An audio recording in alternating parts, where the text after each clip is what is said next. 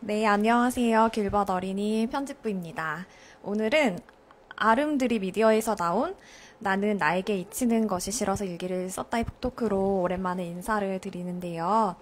아름드리 미디어는 그래픽 노블, 청소년, 에세이와 같은 단행본을 출간하는 길벗 어린이 브랜드입니다. 그래서 오늘은 정말 특별하게 그림책이 아닌 그림책 작가 오소리 작가님의 에세이 북토크를 진행하게 되었습니다. 오소리 작가님은 위로와 응원을 아낌없이 주는 노를 든 신부, 빨간 안경, 엉엉엉을 통해서 이미 많은 독자분들께 사랑을 받고 있고 또 계속해서 작가님의 그림책 세계를 단단히 만들어가고 계신데요. 오늘은 작가님의 에세이를 통해서 또 다른 이야기의 매력을 즐기는 시간이 될 것 같습니다. 그럼 작가님을 모셔보겠습니다. 네, 안녕하세요. 그림책 작가 오솔입니다. 되게 오랜만에 라이브 방송을 하는데 사실 오늘 컨셉은 그렇게 막 딱딱하게 하지 않고 그래서 편집장님과도 얘기를 나눴는데 만약에 집에 술이 있다 하시면 술을 드시면서 편한 마음으로 들으시면 될 것 같아요. 와주셔서 감사합니다. 먼저 제가 사실 오늘 너무 정신이 없어요. 그러니까 아침서부터 춘천에서 여기 오게 됐는데, 생각보다 많은 분들이 책을 신청해 주셔가지고, 이 오전서부터 지금까지 계속 사인을, 100부가 넘게, 그래서 너무 생각지도 못하게 많이 신청을 해주셔서 되게 놀랐어요. 그래서 제가 좀 마음을 가다듬고 연습을 한 다음에 좀 얘기를 할까 했는데 사실 밥 먹고 후다닥 지금 오게 돼가지고 약간 횡설수설할 수 있다는 점 먼저 양해를 구하겠습니다. 먼저 이번에 제가 에세이를 쓰게 됐는데요. 사실 에세이 먼저 그 편집장님께서 제안을 주셨어요. 사실 저는 아직도 편집장님이 왜 하필 저에게 에세이를 부탁하셨을까 저 아직까지 사실 여쭤보질 않았는데 이전에 고정순 작가님하고 정진호 작가님이 편지 형식의 에세이를 먼저 하셔서 이런 기획을 하는데 그 다음 시리즈로 제가 책을 했으면 좋겠다 이야기를 하셨어요. 그래서 저는 사실 저도 그렇게 편지를 주고받는 줄 알고, 사실 제가 굉장히 아웃사이더 기질이 강하기 때문에, 나도 이제 사람을 만날 수 있는 건가 하고, 약간, 나도 짝꿍이 생기는구나 하고, 기뻐가지고, 누가 될까 하고, 기대를 했는데, 아니라고 하셔가지고, 혼자. 그래서 어떤 이야기로 에세이를 쓸까 하다가, 갑자기 막, 제가 급조하려고 하다 보니까 뭔가 제대로 된 에세이가 안 나올 것 같다 싶었는데 제가 한 10년 넘게 사용하는 그 블로그가 있어요. 또 일기장도 제가 계속 쓰고 있는데 그 글들을 그 차례대로 모아서 아카이브처럼 모아두면은 그 자체로 그 과정들을 볼 수 있어서 저는 그 동화 작가, 그림책 작가가 되고 싶다고 생각한 게 중학교 2학년 때서부터거든요. 그래서 어떻게 그 마음을 가진 사람이 어떤 과정으로 책을 나왔나 그렇게도 책을 보실 수 있을 거라는 생각이 들어요. 그래서 제가 그러면은 에세이에 대해서 이야기를 들어가겠습니다. 먼저 이 에세이 형식을 보면은 약간 처음에 난감하실 거예요. 제가 일기라고는 얘기했는데 안에 시 같은 것도 있고 또 여러 그 작은 이야기들, 동화 같은 이야기나 약간 그 다양한 형식의 글들이 많이 있어요. 은유한 이야기들이 굉장히 많은데 사실 제가 블로그에 글을 쓰면서 혹시나 아는 사람이 내 블로그를 보고 이거 내 이야기잖아 하면서 나한테 뭐라고 할까봐 제가 은유해서 써야겠다. 그래서 제가 일부러 고의적으로 좋은 글을 써보자라고 쓴 건 아니고, 좀 나를 숨기고 싶다라는 생각으로 은유적인 이야기를, 제 일기를 은유해서 쓰게 됐어요. 그래서 여기에 나와 있는 글들은, 굉장히 이야기적인 이야기지만 제 일기라고 생각하시면 될 것 같아요. 그리고 또 여기 보면은 과거의 일기들이 이렇게 시간 나열대로 있는데 갑자기 뜬금없이 검은색으로, 원래는 다 보라색으로 폰트가 되어 있는데 검은색으로 되어 있는 그 답글이 있어요. 이거는 제가 일기를 쓰고 나서 가끔씩 과거에 쓴 일기를 제가 구경을 하거든요. 그러다가 가끔 이거 내 생각이랑 다른데 하는 것들이 내 과거인데도 그런 글들이 있어요. 그러면은 제가 그거를 다시 현재 시점으로 딴지 걸듯이 글을 쓰기도 해서 가끔은 과거에 내가 만약에 미래에 내가 이런 짓을 하고 있다는 거 알면 좀 화가 나겠다라는 생각도 들더라고요. 아무튼 그거를 이해하시고 책을 보시면 더 재밌게 보실 수 있을 것 같아요. 우선은 이 책은 특이하게 목차가 없어요. 보통 이렇게 제목이 있고 그 몇 쪽에 이런 게 있다라고 되어 있는데 이 책은 그런 게 없고 생활 기록부가 되어 있습니다. 그래서 어떻게 보면 굉장히 불친절하다고도 볼 수 있는데 저는 이 불친절함에서 오는 그 재미가 저는 있다고 생각을 해가지고 마치 제 이 기록들을 프로파일링 하듯이 이게 몇 년도에 이 사람 몇 살이었고 무슨 일을 했었던 거지 하면서 뒤를 계속 앞을 확인하면서 보시면은 재밌으실 거예요. 그래서 이게 제 나이가 어쩔 수 없이 다 공개가 됐습니다. 그래서 저는 굉장히 어렸을 때 기억부터 가지고 있어요. 생애 첫 기억이 어렸을 적에 칡바구니에 들어가서 놀던 기억인데 제가 대학교 때 저는 제 스스로를 너무 분석하고 싶어서 심리학 수업을 굉장히 많이 들었어요. 근데 그 안에 생애 첫 기억이 자신의 성격을 형성하는 것에 굉장히 큰 영향이 있다라는 그런 것도 배우게 돼서 그게 확실하지 않고 사실 심리학은 이론들이 굉장히 많거든요. 근데 저는 그게 좀 저하고 맞다라고 생각을 해서 제 의미 있는 기억이기도 합니다. 사진 이따가 보여드릴 건데 되게 혼자서 즐거워하고 있어요. 펜을 들고. 그래서 정말 지금 생각하면은 과거나 지금이나 그대로인 것 같다고 생각해요.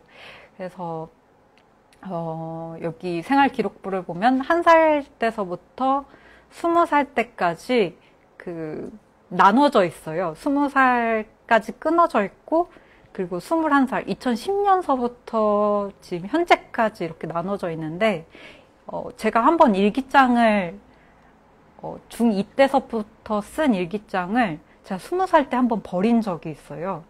그리고 나중에 어쩌다 보니 그 일기를 다시 쓰게 됐는데, 그 다시 쓰게 된 시점 2010년서부터 시작하는 게 이 에세이의 시작입니다. 네. 이게 제 어렸을 때 칡바구니에서 놀던 사진이에요. 여기 보면은 펜 들고서 제가 제일 좋아하는 칡바구니예요. 그래서 어렸을 때 아직도 기억나는 게 맨날 여기 들어가고 싶어하고 그래서 맨날 혼자 놀았던 기억이 나요. 그래서 정말 그대로 이때 기억 그대로 저는 혼자 노는 걸 아직도 잘합니다. 그리고 이거는 제 유치원 때 기록이에요. 제가 유치원을 여기 3개만 적혀 있는데 저희 부모님 말로는 한 5번 옮겼다고 하더라고요. 제가 하도 이사를 한 번 간 이유도 있는데 그거 말고도 제가 하도 유치원 가기 싫다고 악을 써가지고 관두게 하고 다시 다니게 하고 이렇게 반복하면서 좀 유치원을 많이 갈아엎게 됐는데 여기 글 보면 되게 웃겨요. 여기 오빠 영향이 있는지 자신을 귀찮게 하는 친구들에게 남자아이처럼 과격한 행동을 보이며 물리침. 그래서 저 아직도 기억이 나는 게 지금 사실 굉장히 미안한데 제가 그 유치원을 하도 갈아타니까 친구들하고도 잘 못 어울렸어요. 그래서 친구들이 장난감을 가지고 놀다가 그 차례가 되면은 내가 가지고 놀아야 되는데 제가 이렇게 말하지 않고 가만히 그냥 기다리기만 한 거예요. 그래서 저는 계속 왜 난 이렇게 계속 기다렸는데 왜 날 이렇게 안 갖다 주지? 해가지고 분노해서 한번 싸워가지고 제 친구를 한번 상처 입혔던 기억이 있어서 그렇게 좋은 아이는 아니었던 것 같아요. 그래서 나중에 초등학교에서 만났는데 그 친구가 되게 반갑게 인사를 해서 되게 어렸을 때 충격을 받았던, 그리고 굉장히 미안했던 기억이 있고요.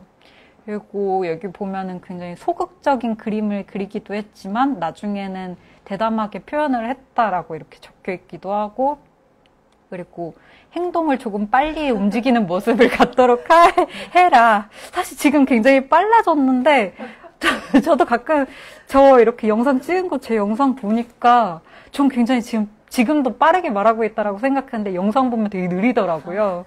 그래서 정말 이 기질은 어쩔 수가 없나 싶은 것도 있긴 있어요. 그래서 이게 소극적으로 그렸다가 그 선생님이 제 그림을 보면서 이게 자화상 그리는 시간이었는데 소희야 너 왜 이렇게 소심하게 그리니? 막 했는데 그 어릴 때 너무 자극을 받았던 거예요. 그래서 제가 도화지 가득 채워가지고 지금 오려낸 건데 제 성격이 보이시나요? 약간 이런 아이였어요. 그리고 제가 굉장히 이때 당시 TV 프로그램에 엑스파일이 나왔어요. 그래서 외계인에 정말 미쳐 있었는데, 신기하게도 그게, 지금까지도 영향을 주더라고요. 그래서 어쩌다 보니 외계인 이야기를 자주 하고, 이전에 바캉스에서도 시즌4 때 호러 바캉스에서 외계인이 또 나오기도 하거든요. 또 그리고 여기 일기장, 여기 에세이 안에도 그 외계인에 대한 내용이 있어요. 그 제목이 무심한 이들에게 무심하길 바라기 때문에 외계인이고 싶다라는 제목을 가진 내용인데요. 이 내용을 그 편집장님이 되게 좋아하시더라고요. 그리고 이 썰 말고도 제가 재수했을 땐가 제가 신호등에서 UFO를 본 적이 있어요. 사실 UFO라고 해도 그 미확인 비행물체라는 뜻이잖아요. 그냥 말 그대로 진짜 이렇게 생긴 접시가 떠다니는 걸 봤다 이건 아니고 갑자기 하늘에 제가 유성을 봤는데 유성처럼 이렇게 별이 떨어지는 게 아니라 갑자기 일자가 생겼다가 갑자기 확 사라지는 거예요. 그래서 저거는 예사의 비행기가 아니다라고 해가지고 그때 봤던 기억이 나고, 또 공장에 다녔던 얘기도 있는데 그 공장에 아레나 씨라는 그 분이 계셨는데 그분이랑도 맨날 만나서 휴식 시간에 그 우주선 썰을 서로 풀면서 수도크를 굉장히 좋아하시는 분이셨는데 생각이 납니다. 그래서 이게 바캉스에서 작업했던 그 책이에요. 그래서 사실 이 책은 독립출판이고 제가 그 적극적으로 판매를 하고 있지도 않아가지고 여러분들에게 정보가 별로 없을 것 같아서 나중에 책을 보시다가 그 책이 뭐였지? 약간 궁금해 하실까봐 제가 가지고 왔어요. 그래서 요약을 하자면은 선녀와 나무꾼인데 사실 후반까지는 내용이 그대로예요. 사실 선녀가 외계인이라는 말로만 바뀌었을 뿐 약간 선녀라는 그 관념적인 그 모습들이 있잖아요. 와, 저 사람 선녀네 막 이런 얘기 하듯이 그 선녀의 관념이 있는데 그걸 단지 외계인으로 비틀었을 뿐인데 그 이야기 전개가 굉장히 희한해지거든요. 그래서 결말을 이야기하자면은 나중에 그 이야기 그대로 선녀는 떠나버리고 이제 나무꾼이 홀로 남죠. 그리고 분노한 선녀 외계 행성에서 지구에게 보복하기 위해 네, 지구를 터뜨리는 것으로 결말이 납니다. 그래서 나중에 에세이 보실 때 이게 183페이지에 있는 내용이거든요. 그래서 나중에 이거 보실 때 같이 이거 다시 참고하시면서 보시면은 되게 재밌게 보실 수 있을 거예요. 그리고 이게 제가 유치원 때 그린 그림입니다. 잘 그렸다고요? 잘 그린 건가요? 근데 사실 초등학교 가서 이거보다 더 못 그리게 됐어요. 굉장히, 네, 이거는 초등학교 그림인데요. 사실 저는 여러 방면으로 재능이 없었어요. 저는 피아노 학원에 7년 정도 다녔는데, 피아노를 진짜 못 쳐가지고, 못 치기도 하고, 그냥,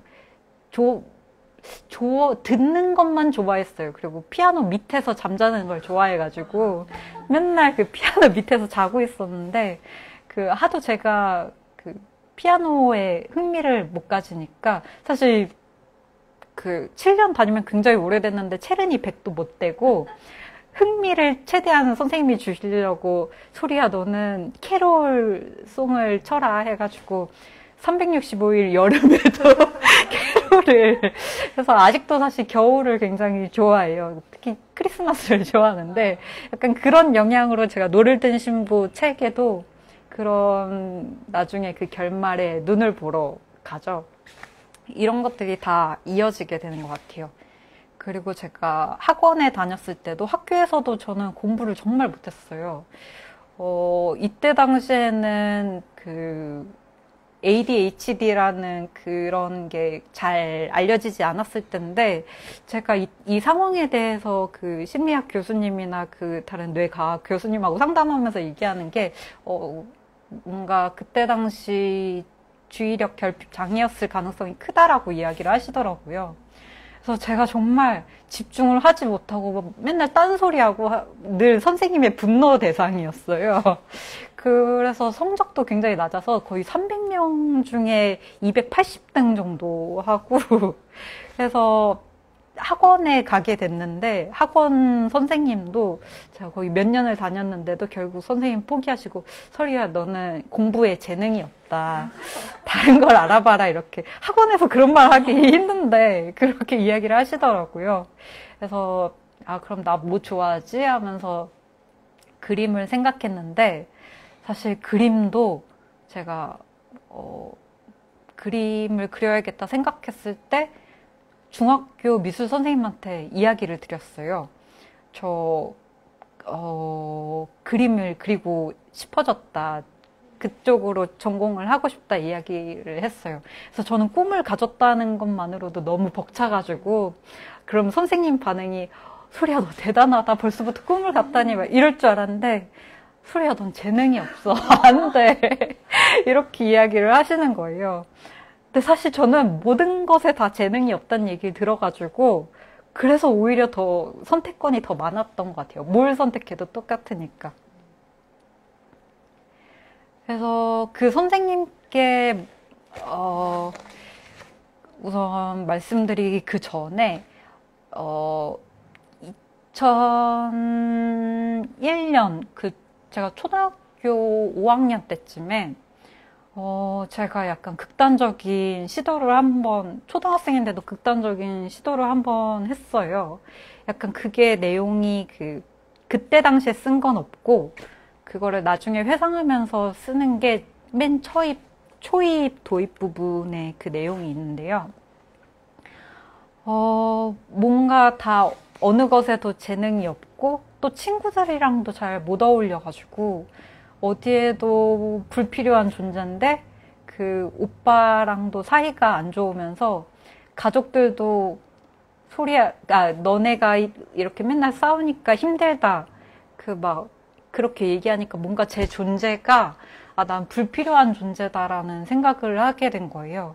그래서 너무 모든 게 다 힘들다고 느껴져서 학교 가면 맨날 맞고 학원 가도 맞고 어딜 가서도 되게 맞으니까 모든 게 다 난 되게 불필요한 존재다라고 생각을 했던 거예요.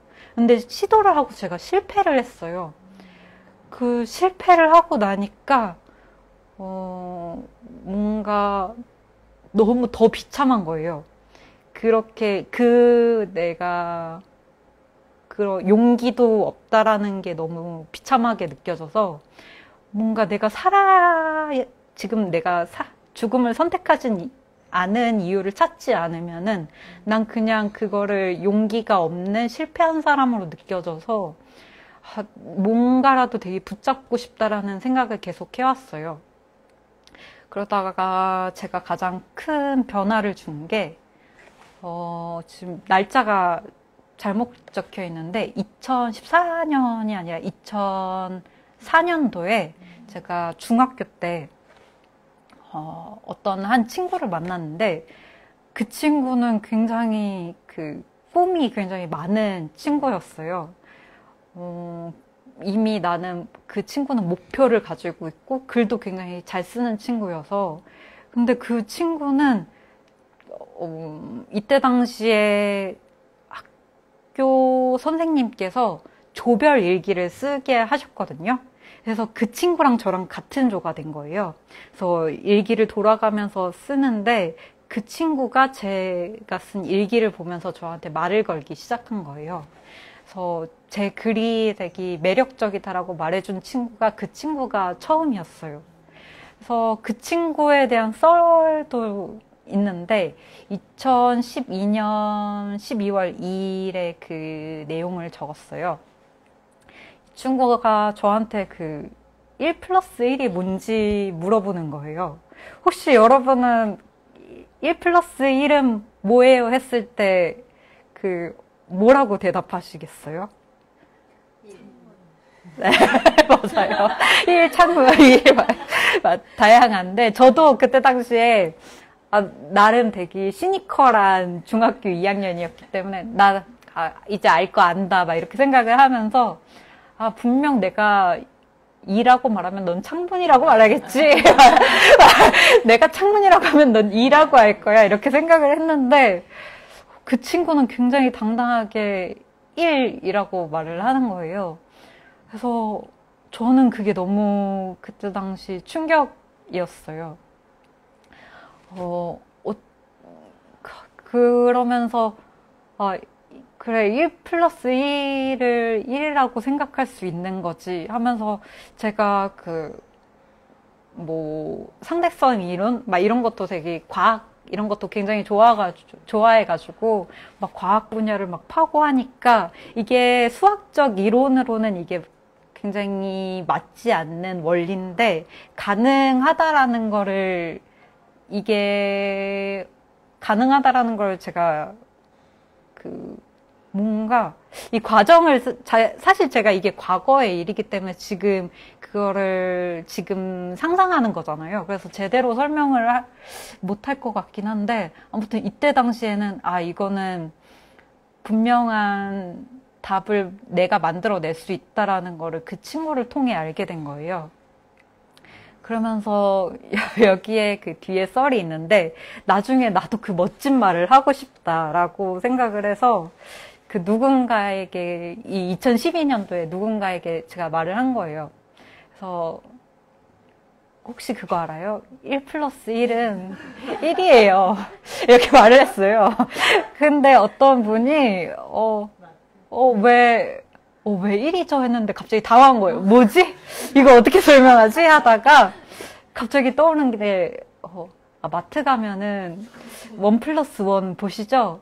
근데 2개를 샀다는 기분이 안 들고 하나 샀다는 기분 들지 않아요? 약간 얘기를 하고 그분이 또 감탄을 하셨어요. 맞네. 막 이래가지고. 근데 돌아와 보고 나니까 이게 아닌데 왜 이렇게 하나도 안 멋있지? 그래가지고 아주 후회를 하면서 썼던 일기입니다. 그리고 이거는 제가 학원에 들어가서 고등학교 때 그림을 그린 거예요. 제가 가끔 강연에 들어가가지고 제가 이거를 초등학교 친구들한테 보여주면은 왜 지금보다 옛날이 잘 그려요? 왜 지금 못 그려요? 막 이렇게 하시더라고요. 근데 사실 이거는 굉장히 아트라는 거는 기술이고 파인아트가 미적인 예술, 미적인 기술이거든요. 그래서 사실 이거는 기술적인 거라 여러분들도 그 선생님 말만 따르면서 기계적으로 이렇게 하시면은 시간만 있으면은 전 그릴 수 있다고 생각을 합니다. 그리고 이거는 제가 고등학교 때 포트폴리오를 만들면서 그렸던 거예요. 이때 당시에 아빠가 돌아가시고 약간 좀 안 좋은 상황 속에 몰리게 됐어요. 약간 이거를 전부 다 이 안에 내용이 그 에세이에는 없지만 굵직한 이야기들은 에세이에 거의 들어가 있거든요. 그래서 이때 당시에 심리적으로 굉장히 불안했어요. 그래서 굉장히 그림이 어둡잖아요. 근데 이때 당시에는 제가 그림을 그릴 때, 아, 진짜 컬러풀하다라고 느꼈어요. 근데 사람들이 어둡다라고 하는 거를 인지를 못 하는 거예요. 그래서 글도 비슷했어요. 아, 글 이야기는 좀 있다고. 이것도 그 포트폴리오 중 하나인데, 이 에세이에는 제 정체성에 대한 이야기가 굉장히 많이 나와 있어요. 그리고 분열에 대한 이야기도 많이 나와 있는데, 저는 제 자신이 어떤 존재인가 너무 모르겠는 거예요. 어떤 사람은 제가 이런 사람이다 말하고, 어떤 사람은 저를 또 다른 모습으로 보고, 그래서 나는 어떤 사람이지? 약간 이거를 굉장히 혼란스러워했었던 시기예요. 그리고 제가 여러분들한테 사인으로 그렸던 그 물고기가 여기 잘 보시면은 그 자화상 귀퉁이에 물고기가 들어가 있습니다. 여기 네, 사막 뒤에 물고기가 있어요. 그래서 이 캐릭터를 제가 계속 어려서부터 습관적으로 그림을 그렸었던 건데, 아마 이 에세이 읽어보시면은 제가 왜 물고기가 자주 등장하는지, 실제로도 그냥 물고기 이야기가 많이 있고, 제가 꿈을 꿀 때도 제가 물고기가 되는 꿈을 많이 꿔요. 그런 게 좀 영향이 있는 것 같아요. 그리고, 뭔가 자아 분열에 대해서도, 여기 백합이 여러 사람으로 돼 있는데, 사실 백합을 그린 이유가 백합이 독성이 있다라고 해가지고, 밀폐된 공간에 백합이 있으면 죽을 수 있다라는 얘기를 들어서, 뭔가 그 죽고 싶은 마음이랑 그 분열된 그 자아랑 막 이런 게 뒤섞여서 이런 그림을 그리게 되더라고요. 그리고 제가 고등학교 때 썼던 벤이라는 글이 있어요. 제가 차마 너무 오글거려가지고 다 가져오질 못했어요. 일부만 가져왔는데, 제가 그 일부 맨 뒷부분을 읽어드릴게요. 그 둘은 어둠이 깊어질수록 하얗게, 죄송해요. 그들은 어둠이 깊어질수록 하얗게 사라졌지만 모두에게 그 따뜻한 노래는 웃지 마세요. 따뜻한 노래는 계속해서 울리고 있습니다. 아침이 되었을 때 소녀와 벤은 첫눈처럼 사라졌고 따뜻한 온기만 타고 내릴 뿐이었습니다. 분명 벤이 다시 꿈을 꾸게 된다면 나침반은 소녀를 가리키며 안개 속 그녀를 만나게 될 것입니다. 어쩌면 처음부터 같이 있었던 건지도 모르지요. 약간 이게 비극으로 끝나는 거예요. 이때 당시에 제가 동화를 계속 썼어요. 근데 모든 동화가 다 죽음으로 끝나요. 이게 의도적으로 죽음을 쓴 게 아니라 이거 말고는 해피엔딩을 못 떠올리겠는 거예요. 그래서 나는 계속 이대로 대학에 들어가고 그림을 그리고 하면 나는 계속 내 이야기를 소모하면서 이런 결말밖에 쓰지 못하겠다라는 생각이 들게 되는 거예요. 그래서 나는 내가 쓰고 싶었던 건 제가 좋아하는 동화 단편 책은 어린 왕자인데 제가 바라는 꿈은 그건데 이건 너무 슬픈 거예요. 그래서 뭔가 힘을 주고 싶은 이야기를 하고 싶은데 하면서 그러려면 나를 버려야겠다. 어떻게 하면 버릴 수 있지라는 생각을 계속 하게 된 거예요. 그래서 에버랜드에 취직했어요. 약간 저랑 완전히 벗어나야 된다라고 생각을 했어요. 그래서 내가 그 뭔가 당연히 드라마처럼 이어지는 제 이야기를 그대로 끌고 가면은, 그냥 그 틀 안에서의 제 이야기만 나올 것 같아서 완전한 반전을 주면은 사실 영화도 그렇거든요. 영화도 갑자기 멜로 영화를 하다가 뜬금없이 갑자기 막 이상한 곰돌이가 나와서 막 춤을 춘다고 생각하면 장르가 변하잖아요. 그런 것처럼 사실 스스로의 이야기도 장르를 변화시킬 수 있다라고 생각을 해서 에버랜드에 일을 하게 된 거예요. 그래서 여기 이쪽의 사진이 제가 살던 기숙사 사진이에요. 한 곳에 그 2층 침대가 닭장처럼 다닥다닥 붙어 있었어요. 아마 그 정직원으로 일하셨던 분은 이 광경을 모르실 텐데 저는 협력업체에서 일을 했기 때문에 기숙사가 에버랜드 안에 있는 게 아니라 밖에 있었어요. 그래서 거기에 있는 숙소를 활용해서 지금 수많은 사람들이 거기에서 같이 활용을 했어요. 이때가 20살 때인데 여기 막 무서운 언니들도 있고 왜 머리카락 안 치웠냐고 맨날 혼나고 그랬던 기억이 있어요. 그래서 그래도 여기 온 김에 나를 완전히 버리고 탈피해서 일을 하고 싶다. 나는 뭔가 최대한 몰입을 하고 싶다 해서 혹시 에버랜드에 암행어사가 있는 거 아시나요? 거기에 암행어사분들이 있어서 직원들 서비스 평가를 하러 일반인인 척 옷을 입고 돌아다니시는 분들이 있어요. 그래서 나 이분들 눈 안에 들어가서 그분들이 저 직원 잘 일을 하고 있는데 하면은 그 칭찬 카드 같이 여기 쿠폰이 있어요. 비타민 쿠폰이라는 걸 줘요.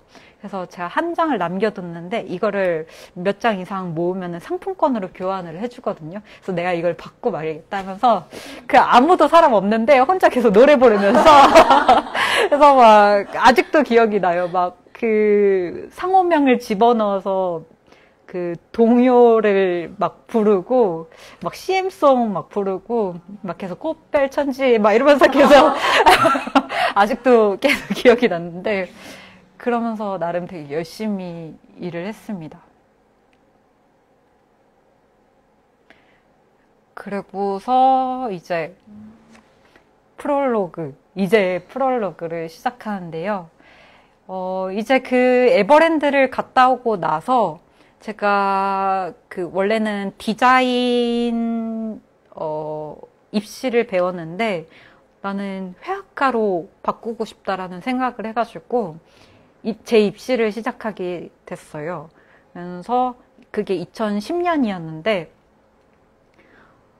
일기를 제가 그 전에 한 번 버렸잖아요. 버렸는데도 뭔가 나에 대해서 벗어나기 위해 일기를 버렸는데 그런데도 제 기억들이 저를 계속 괴롭히고 그게 계속 뭔가 떠오르게 되는 거예요. 그래서 이거를 뭔가 배설을 하지 않으면은 뭔가 사람이 미칠 것 같다라는 느낌이 막 너무나도 드는 거예요. 그래서 일기를 다시 써야 되겠다라는 생각을 했어요. 제가 프롤로그를 읽을 시간이 있을까? 네네. 그러면은 제가 프롤로그만 제가 읽어보도록 할게요.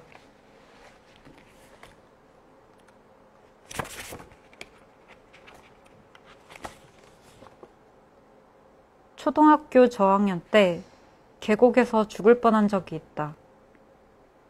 바닥에 발이 닿지 않아 물을 먹고 컥컥거리며 발버둥을 치는데 다른 이들에겐 깊지 않은 물이라 그랬는지 가까이서 내 모습을 보며 웃고 있었다.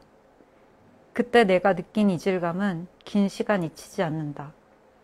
시간이 흘러 중학생이 된 나는 그때 경험을 아빠에게 말했다. 아빠는 내가 꿈을 꾼 거라고 꿈을 현실로 착각할 수 있다고 이야기하셨다. 난 너무나 억울한데 그 이야기를 증명할 방법이 없었다. 그 후 억울함을 풀기 위한 증거 자료를 모으듯 일기를 쓰기 시작했다. 그러다 보니 내 일기장엔 불행에 대한 이야기로 가득했다. 하지만 증거를 대며 사람들에게 과거 이야기를 꺼내도 막상 사람들은 그때 일을 기억하지 못하고 가상의 이야기를 대하듯 혹은 내가 물에 빠졌을 때처럼 반응했다. 그 기억 속에 살아있는 건 오직 나뿐이고 사람들이 떠난 지 오래되었다는 것이 외로웠다. 2009년 나는 나로부터 도망가기 위해 6년간 쓴 일기들을 버리고 가족과 고향을 떠나 환상의 나라라고 말하는 놀이공원에서 아이스크림을 팔며 숙소 생활을 시작했다. 그리고 2010년 누군가 나를 발견해 주길 바라는 마음으로 발이 닿지 않는 계곡에서 허우적거리듯 일기를 다시 쓰기 시작했다. 이 책은 2010년부터 쓴 일기를 정리한 것이다. 말 그대로 독자를 염두에 두고 쓴 글은 아니다. 동화 속 이야기처럼 불행한 주인공이 어떠한 깨달음을 얻고 성장하여 행복한 결말로 끝나는 그런 이야기는 더욱 아니다. 대부분은 횡설수설하거나 편협하며 다음 날이면 후회하는 글도 덜어있다. 깨달음을 얻었지만 금세 비슷하고 사소한 이유로 좌절을 반복한다. 같은 말을 되풀이한다. 그럼에도 달라진 것이 있다면 나를 발견한 사람들을 만났고 물속에서 견딜 만한 아가미와 지느러미가 생겼다는 것이다. 이 책은 그 과정에 대한 이야기다. 네. 감사합니다. 네, 이렇게 프롤로그가 시작됩니다. 그리고 2010년 첫 글이 제목이 밧줄이에요. 이제 첫 이야기가 시작되는 건데 이 이야기는 제가 죽었다 깨나도 나는 못 변할 것 같다. 난 여전히 죽고 싶고 너무 내 결론이 나지 않는다라는 걸로 시작을 해요. 여기 보면은 나는 언제까지나 지금 제가 너무 혹시 어린 친구들도 있을까 해서 자극적이게 느껴질까 좀 네모로 가려놨는데 혹시 아이들이 있다면은 잠시 아이들은 멀리 보내시고 나는 언제까지나 모가나무에 매달려 갇혀 있을 것이다 라는 내용인데 저는 만약에 죽는다면 모가나무에서 죽고 싶다라고 생각을 했어요. 그 이유가 아빠 차에 항상 그 모가 열매가 달릴 때쯤이면 아빠가 그 모가를 항상 2-3개씩 차에다가 두셨어요. 제가 그 모가 냄새를 진짜 좋아하거든요. 그래서 그 모가 냄새만 맡고 있으면 너무 행복한 거예요. 그래서 맨날 이렇게 코에다 갖다 대고 차를 타고 있을 때 그러고 다녔는데 그때만큼은 너무 그 행복감만 느껴져서 죽을 때만큼은 행복하고 싶다라는 생각을 해서 계속 모가나무에서 죽는다라는 그 이미지를 떠올렸어요. 그리고 2011년에는 이제 대학에 들어갑니다. 그때 그렸던 자화상인데 이 까마귀 조우 작가님이 떠오르는데 약간 스스로가 부정적인 남들이 볼 때 부정적인 존재라고 생각을 해가지고 이때 당시에 그 까마귀를 제 자아상이라고 생각을 하고 그렸어요. 그러면서 늘 그 컴퓨터에 자퇴 원서가 아직도 있더라고요. 제가 캡처를 했는데 이때 대학교 1학년 때서부터 자퇴 원서를 적어 마음에 품고서 이게 그 이유가 대학교에 들어갔는데 여기 보면은 백호 작업을 하고 있다. 당당히 올릴 무언가를 그려내고 말 것이다. 하면서 이때 당시 상담도 받고 있었어요. 그 상담 내용도 적혀 있는데, 이때 뭔가 나도 제대로 된 걸 그리고 싶다라고 했는데, 그때 교수님이 지도를 안 해주시고, 그 선배들이 지도를 해주셨어요. 근데 그리고 싶은 거 그리지 말고, 예쁜 그림, 예쁜 사진 가져와서 그려라 했는데 그 예쁜 사진이란 게 너무 충격이었던 거예요. 뭔가 그 발전할 수 있는 형식의 사진 이런 것도 아니고 그냥 예쁜 그림 약간 이래가지고 거기에서 너무 실망을 해가지고 그래서 그때 당시 백호의 예쁜 아인슈타인을 그리고 휴학을 했습니다. 그래서 그때 당시 썼던 관상어라는 일기가 있어요. 2011년 4월 9일. 교회 정문 언덕으로 내려가 시장 가는 길 반대쪽으로 가다 보면 수족관이 있다. 어느 날 아빠와 수족관에 갔고 수조에는 사탕처럼 알록달록한 관상어들이 가득했다. 아빠는 각각 다른 종의 관상어를 샀다. 햇빛에 소독한 물을 원기둥 형태의 어항에 넣고 물고기들을 넣었다. 그리고 매일 먹이를 주었다. 다양한 친구들과 함께 별 고민 없이 바쁘지 않게 사는 모습을 보면서 관상어가 부러웠다. 나도 하루하루 전쟁을 하지 않고 그저 멍하니 먹이를 받아 먹으며 살아가고 싶어졌다. 어느 날부터 물고기들이 어항 밖으로 뛰어나오려 했다. 한 번은 정말 물고기 한 마리가 물 밖으로 나왔다. 헐떡이는 물고기를 바로 물에 넣어 간신히 살렸다. 물고기는 놀랐는지 어항 맨 밑바닥에서 숨을 몰아쉬었다. 처음엔 그 물고기가 바보 같다고 생각했다. 다음날 어항을 보니 그 물고기는 다시 물 밖으로 나와 결국 플라스틱처럼 굳어 있었다. 이해가 되지 않았다. 기억력이 좋지 않아서라 생각했다. 그런데 그 물고기와 비슷한 짓을 이젠 내가 하고 있다. 이해하지 못한 일들을 스스로 하고 있다. 내가 찾고 싶어하는 세상이 정말 존재하는지 중요하지 않다. 물고기처럼 불행한 결말이 나왔을 때 몽상과 욕심의 최후라고 하는 사람도 있겠지만 결과론적인 이야기다. 그건 단지 내가 살아있다는 외침이다. 우리는 모두 결국 모든 걸 내려두고 돌아간다. 나는 나를 이곳에 남기고 싶다. 관상어가 아닌 물고기가 되고 싶다. 죽는 것이 상관없다는 건 아니다. 반대로 살아가고 있다. 살아가고 싶다. 해저 깊은 곳에서 물고기들이 올라온다.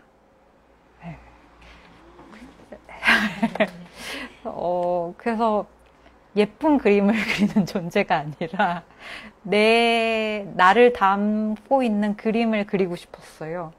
그래서 근데 주변의 선배들은 굉장히 싫어했죠. 그래서 난 왜 이렇게 남들이 싫어하는 짓을 하면서 살고 있지, 막 이 힘든 험난한 일을 계속 하고 있지, 이런 생각을 하면서 이 일기를 썼던 것 같아요. 그리고 제가 휴학을 하고서 이제 돈을 벌어서 다른 곳에서 공부하고 싶다는 생각도 하고 뭔가 새로운 세계도 경험을 하고 싶다라고 생각을 해서 제가 캐디를 하게 됐어요. 그때는 에버랜드에서 일하고 그때 공장도 같이 일했었는데 공장 썰도 여기 에세이에 있긴 있거든요. 보십시오. 이럴 생각은 아니었지만 아무튼 여기 캐디에 들어와가지고 여기서도 정말 열심히 일을 했습니다. 여기서도 막 맨날 막 굿샷 이러면서 막 너무 멋지다고. 여기서도 서비스 교육을 정말 잘 받거든요. 그리고 여기 이쪽에는 부러진 이게 티라고 하는 건데 골프공을 맨 처음에 티샷에서 치기 전에 이 티를 꼽고 그 위에 공을 올려놔요. 근데 이게 일회성이라서 나무가 한 번 치고 거의 부러지거든요. 그래서 캐디들이 그거를 무조건 수거를 해요. 그래서 그걸 모으고 버리는데 저는 이걸 모아뒀다가 나중에 대학교 가서 이것 가지고 작업을 하기도 했어요. 그래서 거기에서 일했을 때 썰도 있어요. 제가 원래 여기 다니기 전에는 제가 천둥을 진짜 안 무서워했거든요. 근데 제가 여기에 이 썰을 계기로 제가 천둥을 무서워해서 밖에 천둥을 치면 못 나가요. 그래서 되게 숨어 있고 막 노래 막 크게 듣고 있고 그러는데 이게 사실 번개가 치면은 굉장히 위험하잖아요. 산에 아무것도 없는데 이렇게 쇠목대기 들고서 이렇게 다니는데 사실 피레침이 걸어 다니는 거잖아요. 그래서 굉장히 위험한데, 제가 그러면은 위험하다고 가라고 이렇게 가야 될 것 같다고 이야기를 하는데, 보통은 그냥 다 골프를 그냥 번개가 쳐도 그냥 치세요. 그래서 그거에 대해서 2013년 7월 20일에 그냥 그거에 대한 일기를 되게 감상적으로 썼는데 그 이후에 또 사건이 있었는데 그거를 2022년에 회상하면서 다시 쓴 거예요. 그래서 정말 막 이런 말을 해도 될지 모르지만 정말 빡쳤다라는 말밖에 없는데 그날에도 굉장히 천둥이 많이 치는 날이었어요. 그래서 제가 위험하다고 그때도 들어가자고 했는데도 안 된다고 너무 오히려 막 이럴 때 좋지 않냐고 이게 자유야 이러면서 막 그러면서 막 치시다가 갑자기 진짜 근처에 바로 치게 된 거예요. 그랬더니 거기 손님들이 놀라가지고 채를 저한테 던지고서 다 도망가서 카트에 이렇게 탄 다음에 그거 주워오라고. 그래서 이런 썩을 것들 말하면서 분노했었던 이야기도 여기 담겨 있어요. 그리고 2014년 이제 다시 대학교에 들어가게 됐어요. 그래서 다행히 자퇴를 안 했죠. 그리고 여기에서 다시 제가 그 심리 상담을 계속 받았어요. 그러면서 제가 심리 상담을 받으면서 좀 회복이 됐다가 다시 상태가 안 좋았다가 이거를 거의 3년 동안 반복을 한 거예요. 그러면서 그 과정이 너무 지쳤는데 내 부정적으로 생각을 하는 게 진짜 내가 이게 사실인 걸까? 아니면은 내 긍정적인 상태가 진짜 내가 삶일까? 약간 이게 정말 혼돈이 오면서 모든 게 지쳐버린 거예요. 그런 경험들이 여기 지금 빨간 안경 그림책 이미지를 가져왔는데 그때 경험을 가져와서 작업을 했었던 거예요. 그래서 진짜 힘든 상황일 때는 뭔가 빨간 안경을 씌운 것처럼 이게 안경을 쓰고 보면 이런 이미지처럼 보여져요. 모든 게 다 우울하고 다 싫고 이랬는데 거기에 좀 괜찮아지면은 다시 편안해지고 막 들판에 이렇게 꼭 보면서 즐겁고 이거를 계속 반복을 하게 됐어요. 근데 이것도 되게 반복을 하니까 너무 힘들더라고요. 그래서 계속 좀 힘들다라는 일기를 계속 쓰면서 여기서도 스스로를 뭔가 물고기로 비유하면서 내 의지와 상관없이 물속에 빠졌다. 수면 위로 떠오르기 위해 발버둥 치지만 무언가 나를 밑으로 끌어당긴다. 하면서 제가 물에서 썩어가는 내용을 담고 있어요. 그래서 제 심리 트라우마나 이 상담 과정은 저한테 너무 삶에 큰 영향을 준 사건이었기 때문에 이 책이 그 빨간 안경 말고도 또 엉엉엉으로 나오게 되죠. 이거는 제 심리 상담 과정을 풀어낸 거예요. 사실 저는 이 책이 독자가 많지 않을 거라 생각했고 또 많지 않았으면 하는 생각도 있었어요. 이 책이 불필요했으면 좋겠다라고 하는데 만약에 필요한 사람은 이 과정들이 오르락 내리락하고 힘든 과정이 정상이니까 뭔가 안내서처럼 이 과정들이 잘 가고 있다라고 생각을 하면은 좀 더 그 편안한 그 감정을 가지고 좀 상담을 받을 수 있지 않을까라는 생각으로 이 작업을 했었어요. 그리고 파괴에 대한 정체성. 제가 이때 당시에 계속 작업을 하면서 작업으로도 제가 1학년 때 예쁜 그림을 그렸다가 이제 2학년 이제 넘어가면서 도저히 못 참겠는 거예요. 그래서 이 글도 읽어드리면 작년 2학기의 가장 큰 고민은 전시를 위해 어떤 그림을 그려야 할지에 대한 것이다. 하지만 고민하는 것에 비해 내가 만들어낸 결과물은 무언가를 흉내내는 헛소리였다. 심오한 척 예쁜 척하는 속빈 그림을 만들고 싶지 않았다. 기숙사로 돌아갔는데 속이 메스꺼웠다. 그리고 스스로에게도 화가 났다. 결과물을 부숴버리고 싶다는 생각을 했다. 그래서 다시 옷을 입고 작업실에 갔다. 가는 내내 정말로 두근거렸다. 신나기까지 했다. 나는 그 기분이 작업실에 도착하기 전에 사라질까 걱정됐다. 전공실에 도착해 장갑부터 꼈다. 장갑을 끼지 않고 그림을 내려 찍으면 다칠 수 있다는 생각부터였다. 감정에 취하기보다 냉정하게 생각해야 된다. 자아도취로 빠지고 싶진 않다. 하지만 생각처럼 그림이 잘 부서지진 않았다. 그림을 들고 발코니로 나갔다. 그림을 발코니 난간에 기울여 그대로 밟았다. 만족했다. 대학에 들어와 작업을 하면서 그렇게 즐거운 건 처음이었다. 대학에 들어와 내가 한 작업 중 가장 솔직했던 것 같다. 아무튼 조각난 그림을 내가 상상한 것처럼 조각나진 않고 약간 어중간한 채 남았다. 흩어진 조각들을 모아 그림에 부착했다. 캔버스 뒤에 숨겨진 갈비뼈가 캔버스 위로 올라갔다. 그리고 그대로 전시에 걸었다. 교수님께서 말씀하시길 미술관을 감독하시는 분이 내 작업물을 보고 나를 만나고 싶은데 내가 괴팍한 사람일 것 같다는 말을 했다고 한다. 그 말에 교수님은 이 작업을 한 학생은 성실하고 온순한 학생이라는 말을 했다고 말씀하셨다. 나는 사람들이 말하는 내 성향과 정체성의 혼란을 느끼며 사실 무엇인지 방황했지만 의외로 단순한 것이었다. 이렇게 일기가 끝나는데 여기에서 말했던 단순한 거는 이거였어요. 그냥 어떤 사람이 나를 보는지에 따라 나는 달라질 수 있구나. 그게 내 정체성이구나. 라고 생각을 했습니다.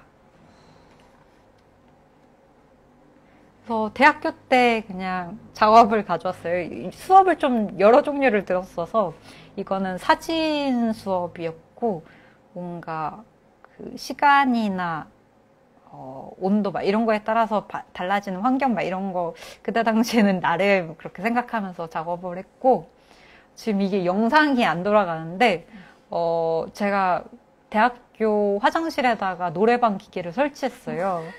뭔가 빛 하나만으로 사람들의 공간이 달라지고 그 느낌이 달라지는 그 빛에 굉장히 관심이 많았어서 그랬는데 문제는 학생들이 화장실에 들어갔다가 막 잘못 들어갔다 하고서 그냥 닫고 다 가시는 거예요. 그래서 되게 죄송한 마음이 들더라고요. 그럴 의도는 아니었는데. 그리고 제가 불교 대학을 나왔어요. 근데 사실 도축이나 살생 이런 거는 버젓이 일어나는 일인데 우리가 단순히 가려져가지고 안 보일 뿐이잖아요. 그래서 그거에 대한 그 잔혹성이나 역겨움을 못 느끼면서 살아가는데 뭔가 그거를 난 드러내는 작업을 하고 싶다. 뭔가 동국대라고 하니까 뭔가 그 불교 대학교라고 하니까 더 해보고 싶은 거예요. 그래서 그때 당시에 이렇게 그 돼지 머리를 사다가 썩히는 작업을 했는데 의외로 컴플레인이 없었어요. 그래서 되게 신기했는데 유일한 컴플레인은 돼지 머리를 좀 돌려달라고 그 정도였어서 좀 되게 위해였다 하던 작업이었습니다. 그리고 에세이에 무덤 이야기가 굉장히 많아요. 그리고 무대에 대한 이야기가 나오는데 어떤 친구와 저와의 관계에 대한 이야기가 굉장히 많이 나오는데 이거는 그 이야기를 그림으로 풀어낸 거예요. 굉장히 그 과거의 이야기 속에 사로잡힌 친구였는데 제가 느끼기에는 그 아이러니하게 저를 무대에 세워두고 정작 무대에 있는 건 저인데 그 바깥에 있는 이 친구를 계속 바라본다라는 느낌을 가졌어가지고 뭔가 그때 느낌의 감정을 이 그림으로 표현을 했었어요. 그래서 여러분들도 뭔가 그 내용을 보면서 이 감정이 느껴질지는 모르겠지만 뭔가 이런 그 이야기에서 이 그림이 나왔다고 생각하고 보시면 될 것 같아요. 그리고 제가 동화 작가, 그림책 작가가 되고 싶어 했는데 너무 혼란스러운 거예요. 내 머릿속은 막 귀여운 거 하고 싶어 하는데 나는 막 절망적이고 막. 그래서 그림이 정말 혼란스럽고 안 예쁘고 이상하고 막. 그때 이런 작업도 하고. 그러면서 그 대학교 이제 상담 기간이 점점 길어지면서 좀 어느 정도 그림이 정착하게 되고. 네. 그 타인의 존재가 이제 이때부터 조우하기 시작되죠. 그래서 저는 타인에 대한 걸 굉장히 중요하게 생각을 하기 때문에 이 책에는 그 타인에 대한 내용이 계속 반복적으로 나와요. 그거를 나름 좀 과학적으로도 풀어내고 그런 이야기들이 있는데, 저한테는 지금까지도 타인의 존재는 저한테는 굉장히 중요하다고 생각해요. 사실 그러기 때문에 지금 이 책도 어떻게 보면은 여기 제 이야기를 끄집어내서 가져오긴 했지만, 사실 그 과정이 편집 과정에서 굉장히 편집 하나만으로 내용이 많이 달라지거든요. 그래서 사실 주제가 없는 널브러진 일기였는데 하나의 책으로 만들어지고 뭔가 의미를 갖게 되는 건 그 타인과 나의 조우에서 만들어진다고 생각을 해요. 그래서 저에겐 그 타인이 굉장히 중요합니다. 그리고 이게 제가 처음으로 만들었던 그림책이에요. 그리고 네, 그래서 대학교 때 갑자기 뜬금없이 나 되게 파격적인 거 하고 싶다라고 해가지고 이때 제가 명함을 찍었어요.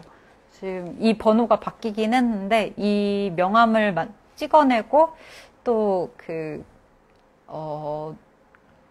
주유소 같은 데에 바람 인형, 춤추는 인형 있잖아요. 그거를 구입하다가 교수님들 졸업심사 하는데 그걸 갖다 놓고서 위! 막 소리도 엄청 크더라고요. 그리고 교실도 작은데 얘가 키가 엄청 커가지고 막 톡톡톡 거리면서 막 되게 교수님들이 얘 뭐지? 막 이렇게 하시면서 교수님이 소리야 너 이전 작업하면 졸업시켜줄게 해서 현실에 수긍하고 네, 미소를 짓고 있는 모습입니다. 네, 이러고서 졸업을 했어요. 네.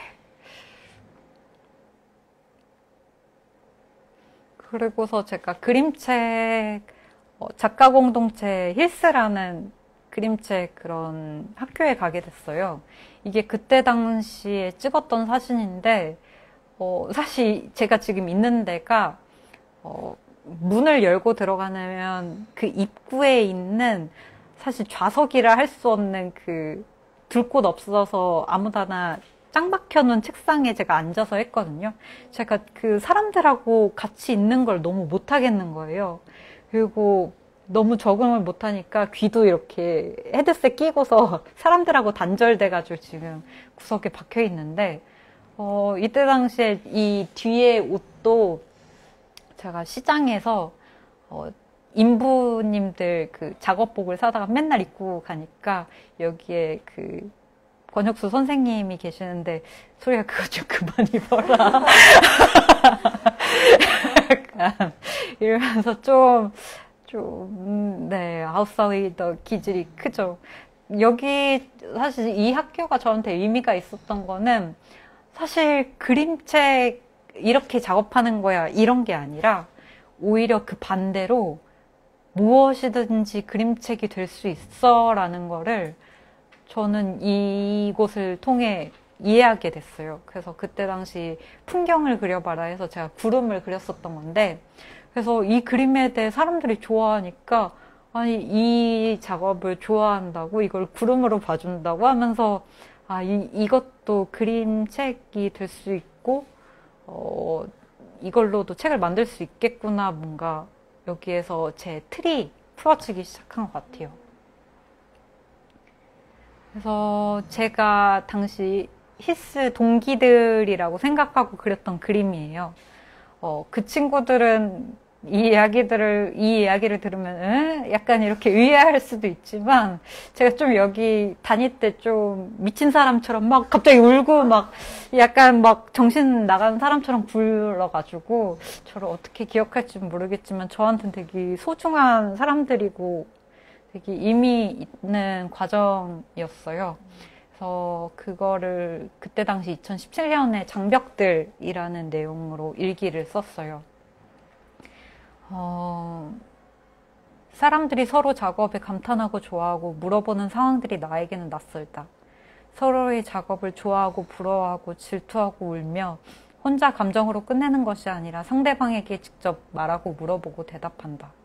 그 모습을 보고 있으니 마음이 편했다. 내가 아무리 부수려고 해도 부서지지 않았던 장벽들이 너무나 간단하게 와르르 흩어지는 기분이 든다.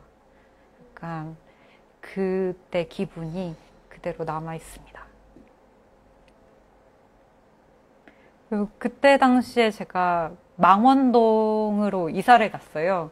그래서 제가 망원동에 이사 간 내용도 있는데, 그때 세라는 친구랑 같이 살았는데, 거의 방이, 하나는 옥방, 그리고 친구방, 제 방이 있었는데, 나름 이렇게 좀 더 서로 편안해지기 위해서 한 집이라고 생각을 안 하고, 각자의 집이라고 생각을 하자 하면서 같이 서로 살았는데, 이게 어쩌다 보니까 막 서로 오해하는 상황이 생기고 이러면서 서로 막 갑자기 서러워져가지고 카페 가서 막 갑자기 막 혼자 막 갑자기 울다가 갑자기 제가 뜬금없이 막 바닥에 있는 휴지를 주워가지고 막 닦아서 친구가 얘는 어디서 났냐고 그런 일들이 있었는데 약간 그 망원동의 이야기도 친구 이야기는 나와 있지 않지만 그 망원동의 이야기가 나와 있어요. 이번에 나오는 개씨야 마씨 그 책이 사실 그 에피소드를 가지고 만든 책이에요. 그래서 사실 저는 굉장히 그 문을 열지 않고 나 혼자 닫고서 맞아 쟤는 그렇게 했어. 날 이렇게 생각하고 있어. 약간 이러면서 혼자 생각하고 결론을 내버리는 성격이라 그 과정들의 이야기를 담고 있는 책입니다. 그리고 이거는 그때 수업을 들었던 이성표 작가님이 수업을 진행하셨는데 거기에 나의 목소리가 제가 제대로 기억하는지 모르겠는데 그런 수업을 진행해 주셨는데 사실 이때 당시 너무 작업이 안 풀렸어요. 이게 전혀 다른 성향의 선생님들이 있는데 제가 뭔가 이렇게 딱딱하게 그 규정에 맞춰서 작업해야 되는 시간에는 막 이렇게 막 미친 애처럼 그림을 그리고 이렇게 그림을 그려야 되는 수업에서는 딱 이렇게 규격에 맞춰서 그림을 그리고 약간 되게 진짜 제가 지금 생각해도 왜 그럴까 하는 게 혹시 그 동기들이 얘가 왜 그랬을까 하면은 이 에세이를 읽어줘. 여기 이렇게 적혀 있어. 그래서 여기에서도 그때 너무 힘들고 주변에서 다 너 왜 그러니? 약간 이런 얘기를 들어가지고 그게 너무 억울해가지고 여기 쓴 글이 있어요. 나는 더딘 사람이지만 언젠가 내가 바라는 곳으로 갈 거라 믿는다. 다른 사람들도 믿어줬으면 좋겠다면서 되게 찌질하게 그런 글을 썼던 내용입니다. 그래서 거기 가서 진짜 다양한 그림을 그렸어요. 되게 앞에 그림하고 전혀 안 어울리는데 사실 이런 그림들이 영향을 계속 쭉 줬습니다.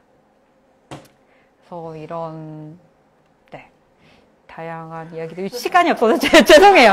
급하게 넘겨서 제가 시간 조절을 잘못했네요. 네.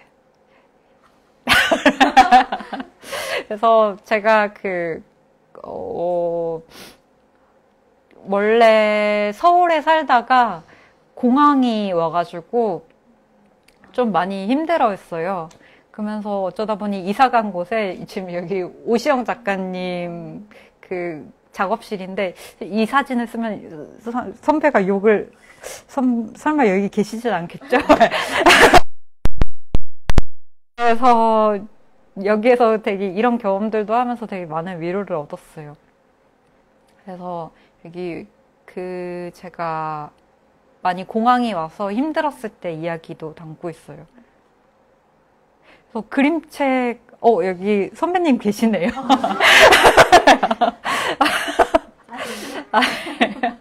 그래서 갑자기 당황해서 생각이 안 나는데 넘기겠습니다. 저희는 시간이 없어요.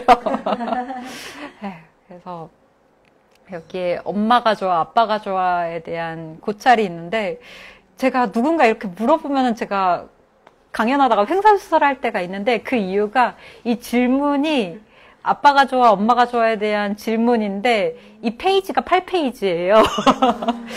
제가 그 한 번에 대답을 못하는 사람이라 사실 그리고 이 내용으로 미리 스포일러를 하자면은 여기에 그 길벗 어린이에서 새로운 책을 작업하는데 그 부모님과의 갈등 속에 있는 제 경험을 또 책을 작업을 하게 되거든요.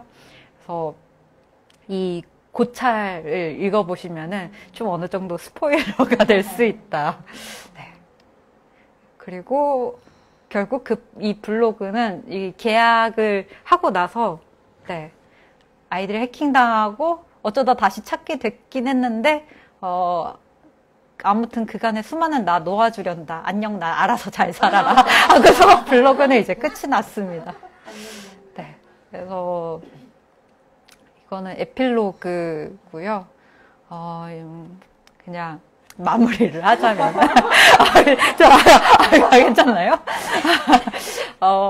마무리를 하자면은 이 에세이를 보면은 사실 굉장히 그 수많은 반복을 해요.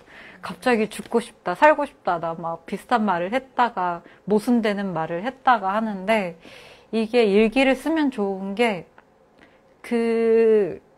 이 모든 흐름을 다 읽고 나니까 진짜로 내가 하고 싶은 말을 알게 되더라고요. 그냥 내가 그날 죽고 싶다고 말했다고 해도 진짜 죽고 싶은 게 아니라 제가 하고 싶은 말이 이걸 연결을 지으면서 알게 되는 거예요. 그런 의미로 저에게는 일기가 저한테 굉장히 큰 의미가 되었던 것 같아요. 제가 이렇게 급하게 마무리해서 정말 죄송합니다. 그래도 혹시 궁금한 게 있으면은 저는 언제든지 DM을 언제든지 저는 받고 있고 굉장히 가벼운 작가입니다. 언제든지 다가와 주시기 바랍니다. 네, 오늘 너무 와주셔서 정말 감사해요. 네, 오늘 네 정말 감사합니다. 네. 그냥 여기까지 또 따로 할 수. 네. 네. 에세이를 읽어보시면 아시겠지만 작가님 글이 정말 재미있는데 오늘 이렇게 직접 들으니까 진짜 더 재미있고 시간 가는 줄 모르고 듣다가 보니 시간이 벌써 이렇게 흐르는 바람에 오늘은 따로 질문은 받지는 못하겠지만 저희가 준비했던 질문 하나만 이제 전달 드리려고 해요. 그 전에 인스타 DM을 받는다고 하셨으니 인스타 주소를 알려주시면은 저희가 이제 여기 통해서 작가님께 궁금하신 것들 이제 물어보시면 좋을 것 같고. 네. 여기 남겨주셨네. 네, 감사합니다. 아까 잠깐 마무리를 해주시기는 했지만, 이제 이 책을 아직 읽지 못하신 분들께 이미 아까 읽고 계신 분이 계셨거든요. 벌써요? 네, 아껴 읽고 계신다고 하시더라고요. 네. 그래서 아직 이제 처음 오늘 알게 되신 분들께 에세이 자랑을 조금 해주시면은 마무리 인사랑 같이 자랑이요? 너무 생각지도 못한 질문. 자랑을 하자면 지금까지 일기 쭉 쓴 내 자신 자랑스럽다. 너무 좋습니다. 네, 정말 자랑하고 싶고 또 사실 되게 굉장히 사적인 이야기인데 이거를 사실 다른 누군가가 전 그냥 할 말만 하고 있는데 들어주시는 거잖아요. 그거에 대해서도 정말 너무 그림책과는 뭔가 다른 뭔가 사적인 더 내밀한 그런 독자와의 관계가 이루어지는 것 같아요. 또 그리고 또 편집자님들하고 그 디자이너님 뭔가 이 작업할 때 더 지금 이 불빛 때문에 그런가? 왜 이렇게 더 애잔하게 느껴지는지. 그래서 너무 감사하다는 말 드리고 싶습니다. 네, 감사합니다. 네. 네. 저도 행복했습니다. 작가님. 네. 아까 이제 지금도 함께하고 계신 분들이 많으신데 아까도 거의 50분 가까이 함께해 주셨었어요. 그래서 긴 시간 함께해 주신 많은 분들께 너무 감사드리고 또 중간중간 많은 이야기들을 올려주셨었거든요. 그래서 제가 작가님께 드리고 싶은 말은 지금도 작가님은 사랑을 받고 있는 분이라는 걸 좀 말씀드리고 싶었고, 오늘 이렇게 긴 강연 준비해 주셔서 너무 감사드리고, 또 앞으로 지금 준비되어 있는 이야기들로 또 곧 만났으면 좋겠습니다. 네. 감사합니다. 감사합니다. 감사합니다. 감사합니다. 불이. 감사합니다. 감사합니다.